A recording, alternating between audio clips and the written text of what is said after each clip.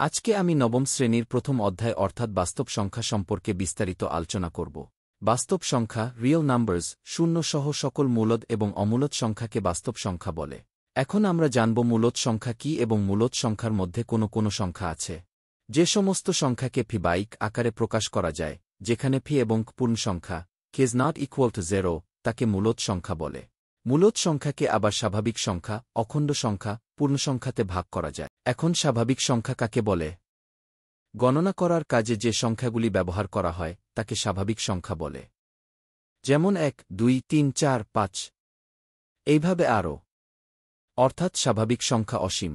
এখন অখণ্ড সংখ্যা কাকে বলে? স্বাভাবিক সংখ্যার সাথে শূন্যকে জুড়ে দিলে অখণ্ড সংখ্যা পাওয়া যায়। অর্থাৎ 0, 1, 2, 3, 4, 5, 6, 7, 8, 9, 1, 0 এগুলি অখণ্ড সংখ্যা।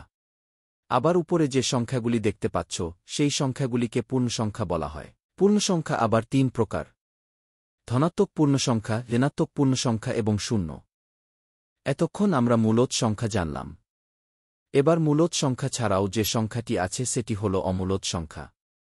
অমূলদ সংখ্যাগুলি কেবলমাত্র বাস্তব সংখ্যা যা ফিবাইক আকারে প্রকাশ করা যায় না, যেখানে ফি এবং খ হল পূর্ণসংখ্যা এবং খের মান শূন্য নয়।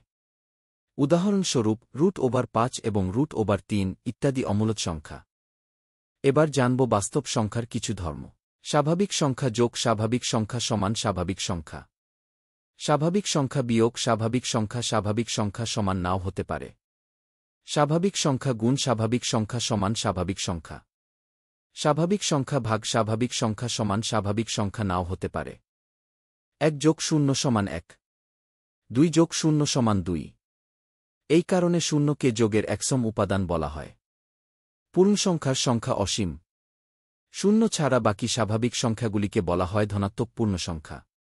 প্রত্যেক ধনাত্মক পূর্ণসংখ্যার একটি এবং একটিমাত্র ঋণাত্মক বিপরীত সংখ্যা পাওয়া যায়, যাতে করে এই দুই সংখ্যার ধনাত্মক এবং ঋণাত্মক যোগফল হয় 0।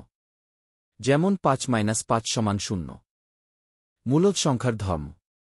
1 মূলদ সংখ্যা যোগ মূলদ সংখ্যা সমান মূলদ সংখ্যা। 2 মূলদ সংখ্যা বিয়োগ মূলদ সংখ্যা সমান মূলদ সংখ্যা। 3 মূলদ সংখ্যা গুণ মূলদ সংখ্যা সমান মূলদ সংখ্যা। 4 মূলদ সংখ্যার ভাগ মূলদ সংখ্যা নাও হতে পারে, যেমন 1/0 অসংজ্ঞাত। 5 দুটি মূলদ সংখ্যার মাঝে অসংখ্য মূলদ সংখ্যা থাকে।